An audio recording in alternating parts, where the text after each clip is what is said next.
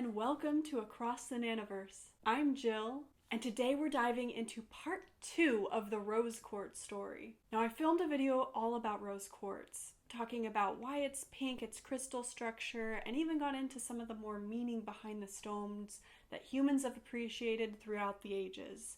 But today we're not going to talk about that. We're going to talk about something a little bit more interesting. Well, okay, it may not be more interesting, but maybe equally as interesting.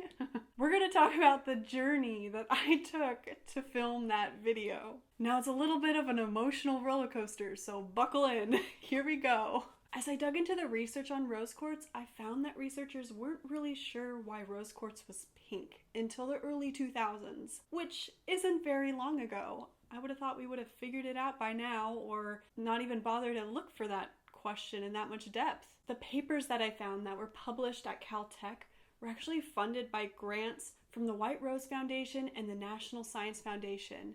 And these are grants that totaled close to $1 million. We're talking almost $1 million spent on the question of why is rose quartz pink? Now, if I had $1 million, I don't know if that's exactly what I would spend it all on, but here we are today understanding why it's pink. And in the last video, you remember me saying, who would spend so much money on why rose quartz is pink? Well, I did the research and I found out who would spend that money. And it's actually really interesting. I mean, who would have thought there's a connection between rose quartz, Apple computers, and Star Trek? So when I was researching why rose quartz is pink, the research papers that actually did the investigation were from Caltech. And in the acknowledgement sections, they thanked the White Rose Foundation and the National Science Foundation for granting them the money to do the study. Now, to me at the time, the White Rose Foundation sounded a bit fishy. What does white roses have to do with rose quartz? And why would the White Rose Foundation spend money to figure out why rose quartz is pink? One thing I've learned over the years in a research setting is that a lot of times the funding that comes into research labs is usually either for a couple purposes. The first is either it's doing some kind of interesting research that the government supports, and the second reason is that a private interest wants to do the research in order to maybe make a profit. Like if you make a new discovery or develop a new technology, a corporation would want to profit off of that in the short term versus a long term. And a question like why is rose quartz pink isn't really one I would think would lead to a profit. Especially not a short-term profit, unless there's an application of rose quartz that I don't know about. So this was getting me thinking about mining. Mining is an industry that would make a profit, perhaps, off of why rose quartz is pink. So I did what any researcher would do first, and I Googled White Rose Foundation, and I clicked the first link that popped up. What came up was a website of a White Rose Foundation in Texas, and it seemed like this nonprofit was trying to foster spiritual community development and education of children. And I was like, what does this have to do with rose quartz? And why would this nonprofit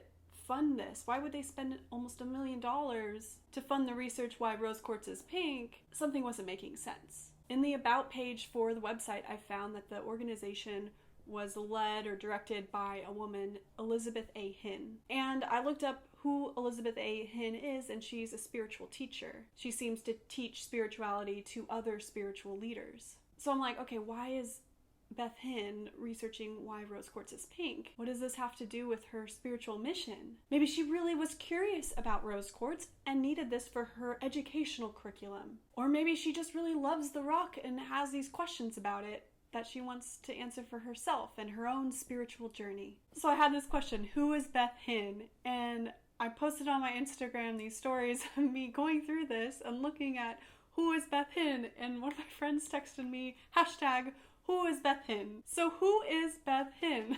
I tried to find more information about her online, not to be too creepy and stalkerish, but I found her Facebook page and decided, you know what, why don't I just message her? I'll just send her a message and maybe this will lead to an amazing conversation. Maybe I can interview her for my channel.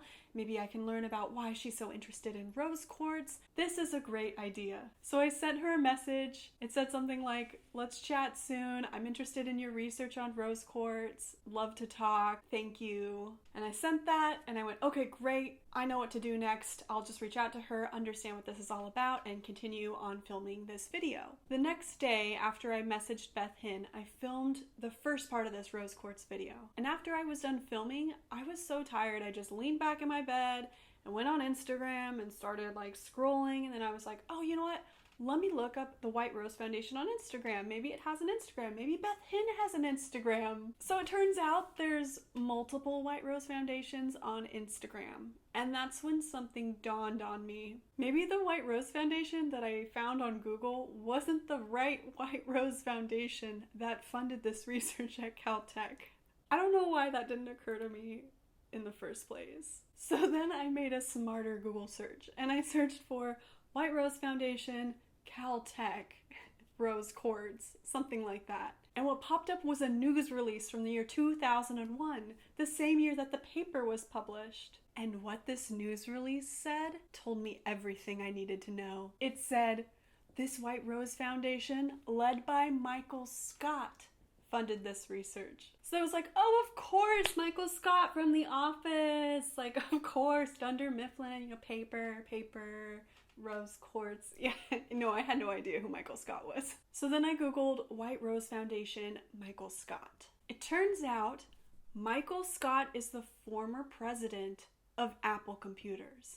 Whoa, the plot thickens. Luckily, he's renowned enough to have his own Wikipedia page, so I just found that, and I scrolled down and found that he's an avid gemstone collector. And then it kind of made sense, right? I mean, Michael Scott has this White Rose Foundation and paid a bunch of money, almost $1 million, to figure out why rose quartz is pink.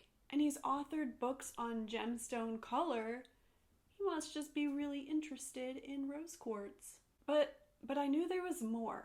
I knew something was missing. I mean, why would this very wealthy individual, the owner of the largest private gem collection in the United States, worth more than $1 million, spend so much money on rose quartz research? Like, typically people with that much money, when they pay for something with a lot of money, they're making an investment and they expect a return on that investment.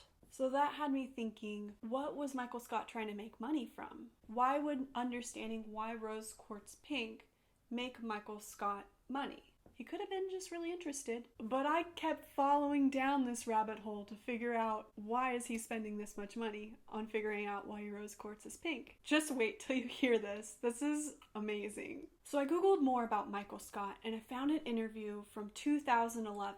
Now at this point it's 2020, so this is 9 years ago. So almost a decade ago he did this interview. And in this interview he mentions that he's trying to build a tricorder. And if you, like me, aren't much of a Star Trek fan, don't worry if you don't know what a tricorder is. But a tricorder is a device from Star Trek in which they would point it at a rock and it would tell you what the composition of that rock is. Like on the spot, right away, it'll detect the rock and tell you, oh, that's rose quartz. So I've never really watched too much of Star Trek, though I probably should. I think I would really like it. That's besides the point now. We're talking about the tricorder. It's very important. I shouldn't get off topic. But if I were to watch Star Trek, I imagined it would be like the crew, like you have Captain Kirk and Spock, and they're like frolicking through a barren wasteland of a planet with their tricorder in hand, and they're running around and they're zapping it at rocks because they're looking for some kind of maybe platinum for their catalytic converter in their spacecraft. And they're like, we need platinum or else we're marooned on this planet forever. And so they're, detecting the rocks. This is how you use a tricorder. They're detecting the rocks and it comes back to them and it's like, oh, that one's platinum. And then they can mine the material. Yeah, I don't really know how the tricorder is used in Star Trek, but this is my imagination. Maybe you can educate me in the comments. But yeah, so Michael Scott is trying to make a tricorder to determine the content of rocks. So back to this interview.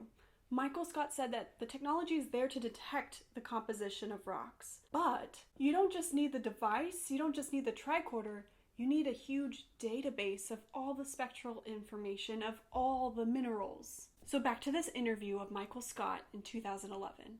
He mentions the Tricorder, and he mentions that he's working on a project, the RRUFF Project. RRUFF is spelled R-R-U-F-F, and it's based in University of Arizona. So Michael Scott is not only working with Caltech, but he's also working with the University of Arizona and a university in France in order to develop this huge mineral database of spectral information.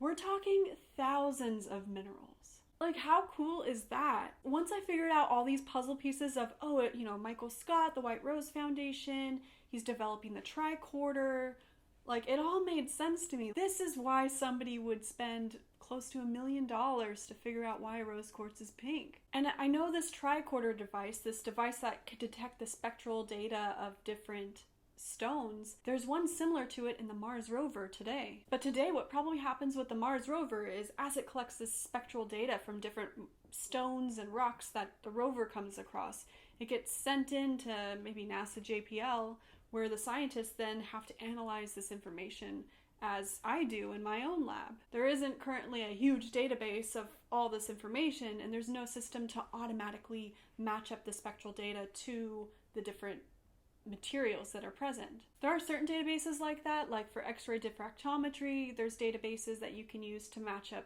the diffraction data with known diffraction data, but there's nothing really that gives you an instant answer on this is exactly what this rock is. And that's a challenging problem to solve. So this interview about this Tricorder was 9 years ago, and I'm wondering what has happened since then. Is there a Tricorder that exists? Was Michael Scott trying to put a Tricorder in our iPhones? I mean, he did work for Apple Computers, so he has the connections to make that happen. And even if we did have that device, what industry would buy it? Would it be the mining industry? Would it be like asteroid mining? I mean, we're not quite there yet, but we're getting close. There's some asteroid mining companies out there. Who would buy this technology? Who would give Michael Scott his money back for all this research on rose quartz and other minerals as well? So there you have it, the reason why someone would spend close to $1 million to understand why rose quartz is pink. It's because rose quartz is a very prevalent stone, and maybe we weren't fully understanding the spectral data that came from it. And we needed that spectral data in order to make this Tricorder device. Where this Tricorder device is now, I do not know. Maybe you can find out for me. Well, now that this mystery is solved, I wonder where my curiosity will take me next. In case you want to read more about rose quartz, Michael Scott, and the research that they're doing at Caltech on these different spectral data, look in the description below. There's a link to an interesting article that captures most of it. Perhaps Michael Scott will see this video and let us know where that Tricorder is. Thanks for watching. If you like this video and want to see more, subscribe to my channel and like this video. I hope you have a wonderful day. Stay curious, my friends.